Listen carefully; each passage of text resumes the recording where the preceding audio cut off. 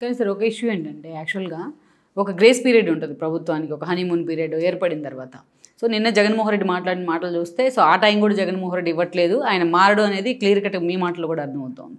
కానీ at the same time కదా immediate action కూడా ప్రజల నుంచి, ఓటర్ల నుంచి ఎక్స్‌పెక్టేషన్ వస్తోంది జగన్మోహన్ రెడ్డి అనుకోకు సంబంధించి.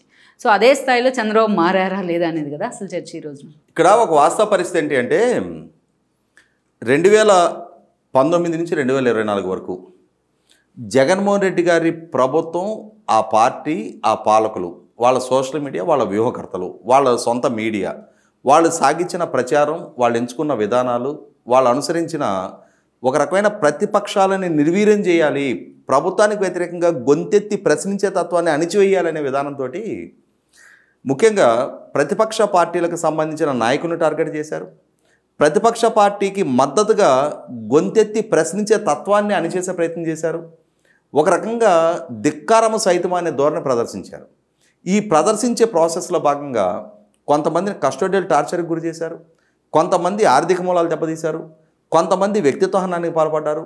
అత్యంత జుగుత్సాకరంగా కొంతమంది మహిళా నాయకురాలని వాళ్ళ మోరాలిటీ దెబ్బతీసే ప్రయత్నం చేశారు.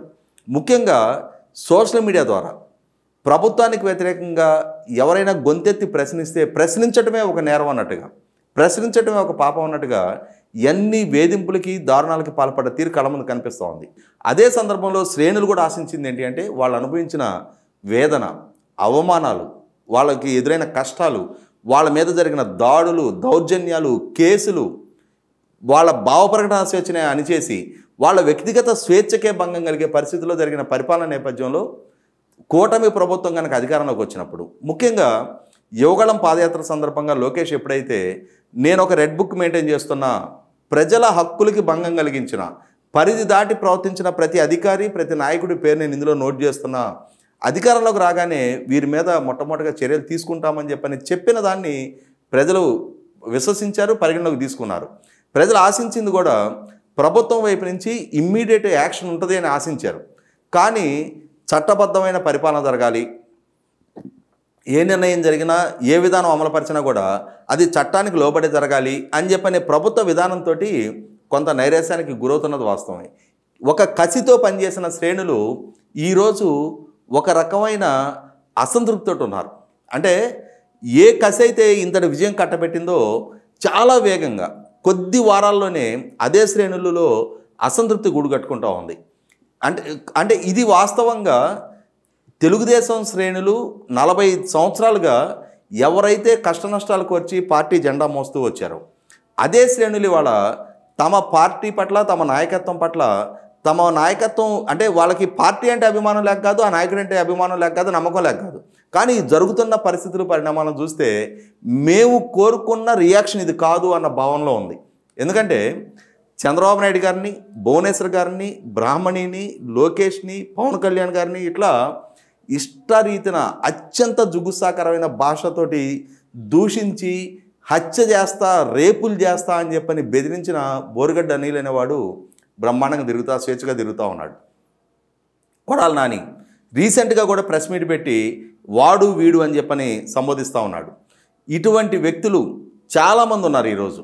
ఒక్కరి మీద కూడా కనీసం సరైన కఠినమైన చర్యలు తీసుకోలేదు.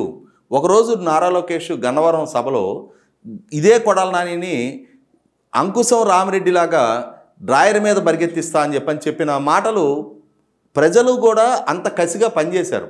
4 సార్లు నెగ్గించిన గుడివాడ ప్రజలు 53,000 ఓట్లతోటి వాళ్ళ కొడాలి నానిని ఓడించారు అని అంటే వీళ్ళు ఇచ్చిన పిలుపుకి ప్రజలు స్పందించారు. అదే సందర్భంలో ప్రజలని కన్విన్స్ చేయలేకపోతున్నారు. ప్రజల భావాన్ని అంటే వీళ్ళ భావాన్ని ప్రజల మీద రుద్దే ప్రయత్నం చేస్తున్నారు. వీళ్ళు అనుకున్న విధానంలోకి ప్రజలు రావాలని అనుకుంటా ఉన్నారు. కానీ ఇక్కడ ప్రజలు మరి ఆ గ్యాప్ అయితే ఖచ్చితంగా కనిపిస్తూ ఉంది.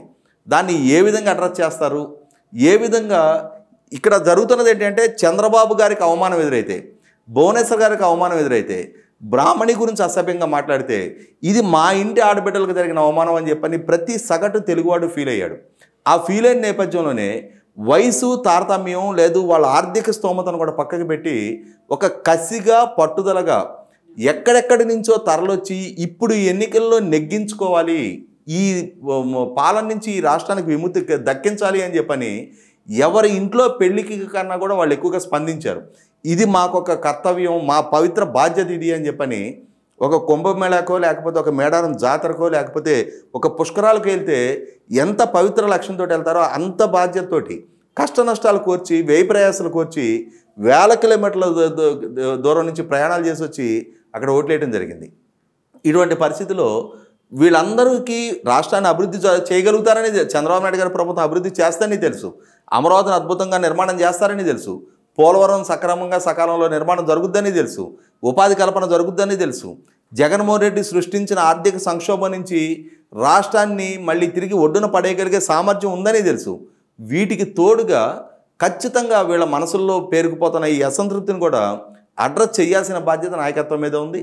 మరి దీన్ని ఏ విధంగా అడ్రస్ చేస్తారనేది చూడాలి. Please share, like and subscribe south first Telugu channel.